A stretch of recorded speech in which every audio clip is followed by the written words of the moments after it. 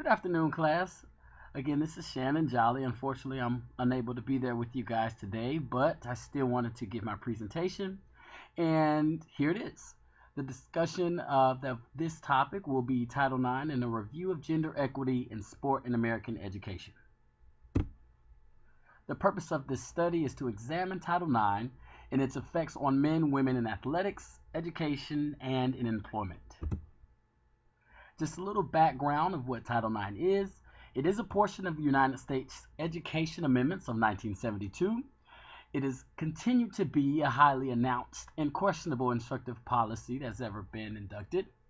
The actual statement of Title IX is that no person in the United States shall, on the basis of sex, be excluded from participation in, be denied the benefits of, or be subjected to discrimination under any education program or activity receiving federal financial assistance.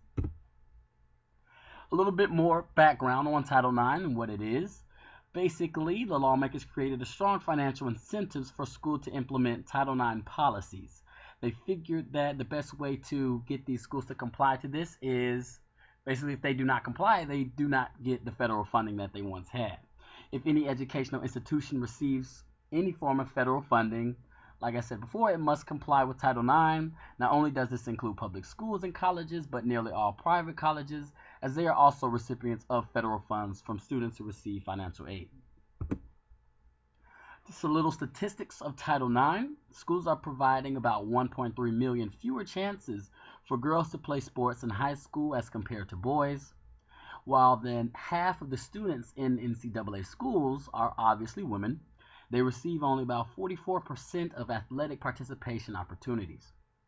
Female athletes in the typical Division I schools receive about 28% of the total money spent on athletics. 31% of that goes towards the recruiting dollars, and 42% of that is for the actual athletic scholarship. Also in 2009, only about 33% of coaches of women's teams were women. And in 1972, that number was over about 90%. Further statistics again is that fewer than 300,000 girls participated in high school sports before the law was passed, and obviously they're showing that Title IX has increased that number as it has gone over 3 million. Statistics also show that there's been an increase in female participation as well as for men. The only thing, as I mentioned before, is that they have seen that Title IX has affected the amount of women coaches there are. Now, the actual application and compliance of Title IX, the legislation covers all educational activities. It is compliant under Title IX, alleging sex discrimination in fields of science, math, education, and other things in academics. Title IX applies to an entire school or institution if any part of that school receives federal funds. So as long as you're receiving federal funds, you must be in compliance with Title IX. And of course, that's why a lot of athletic programs have this issue.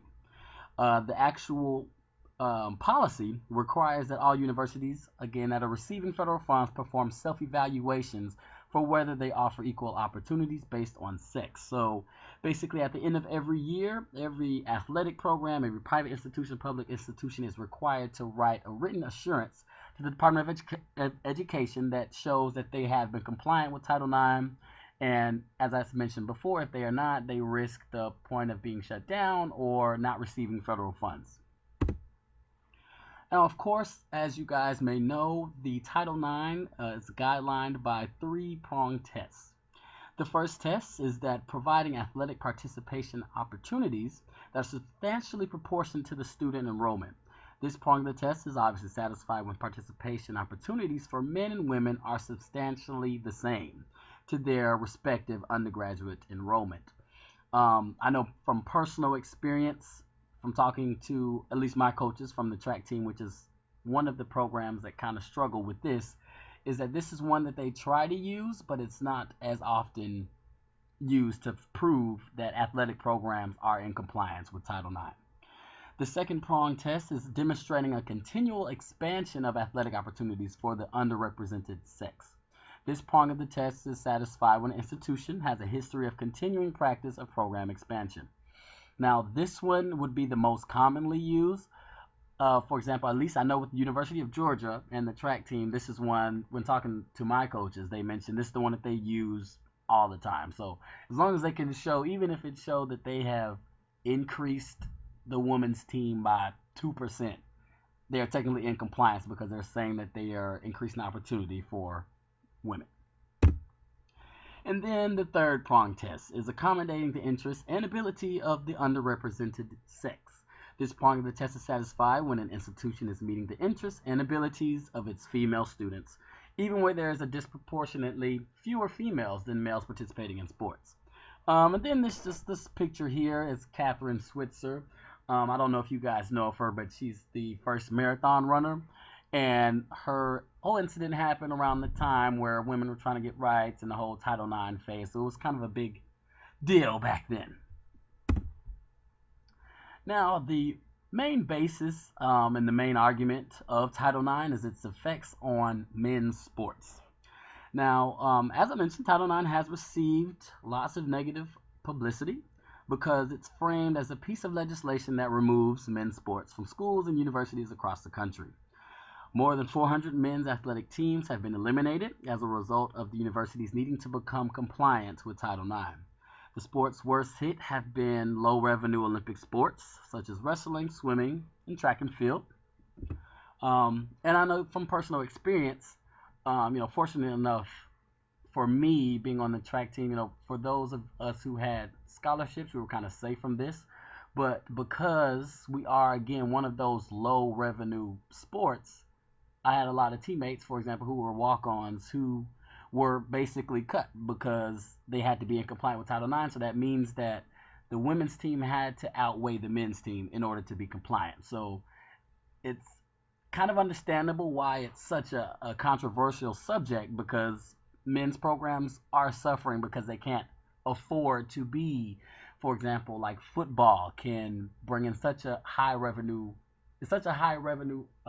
sport that it doesn't affect Title IX. So it's been a real controversial subject because a lot of people argue that football sports should not even be included in this. But just a little more continued on its effects on men's sports. As I mentioned, the highest number of athletic scholarships that can be afforded to a women's team is 18, and that's a rough amount.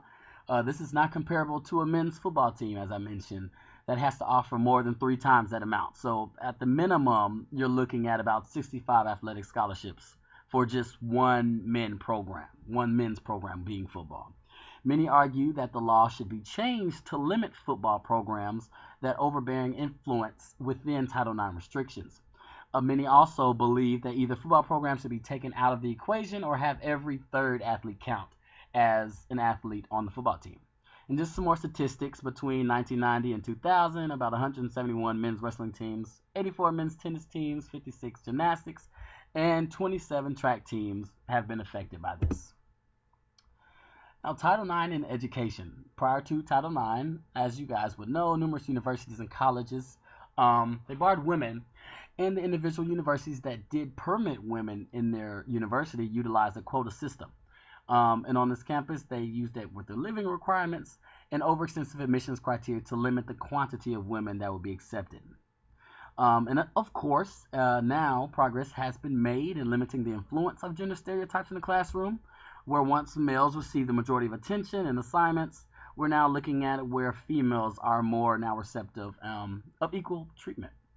And it is said now, critics have said that women are now more favored in the classroom. So the societal gender roles persist and contribute to create problems within the learning environment.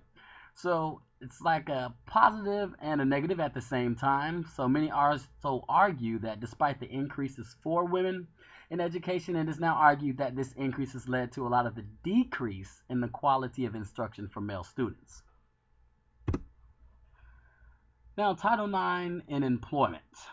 Of course, prior to Title IX, women working in educational institutions faced a multitude of issues, ranging from lack of tenure. They weren't promoted as often. Of course, they didn't make as much as men did. They lacked access to a lot of administrative positions, and these are mostly in the higher educational fields. There was a lot of gender disparity in higher education. That includes administrative positions. For example, in 1998, nearly 80% of college presidents were men. The percentage of president positions doubled from 9.5 in 1986 to 19% in 1999. And by 2001, women held about 22% of college presidencies. And of course, although improvements in these areas have been significant, women are definitely far from equity in full employment and higher education. Women's colleges continue to provide the greatest opportunities for women in administrative positions, and it's also noted that women who are in administrative positions in coeducational colleges tend to be in charge of external affairs. Now, to sum basically my paper, what it's going to be about, all in all, Title IX obviously has significantly increased the athletic, educational, and professional opportunities for women. Despite the remarkable progress that it has made, Title IX has still definitely not fully eliminated gender-related discrimination, rejection, or exclusion from athletics and education. And then, of course, it's kind of hard to really explain in depth because I'm not there, but my paper will definitely go further into the issues that Title IX has on athletic and educational as well as professional opportunities. I plan to focus more on the athletic part as far as how it may be fair and not fair at the same time, how it affects men's sports more than women's sports. And that's my paper. So, as it has here, do you guys have any questions for me? Now, of course, I'm not there, so I can't answer those questions. But all in all, I hope you guys enjoyed. I'm sure there are a lot of questions for me. And you know what, Dr. Zong, I think that everyone should just get a 10 out of 10 on these presentations. I think everyone did an amazing job. Again, I apologize that I'm not there with you guys, but it's been a great semester, and I hope you enjoy. Thank you.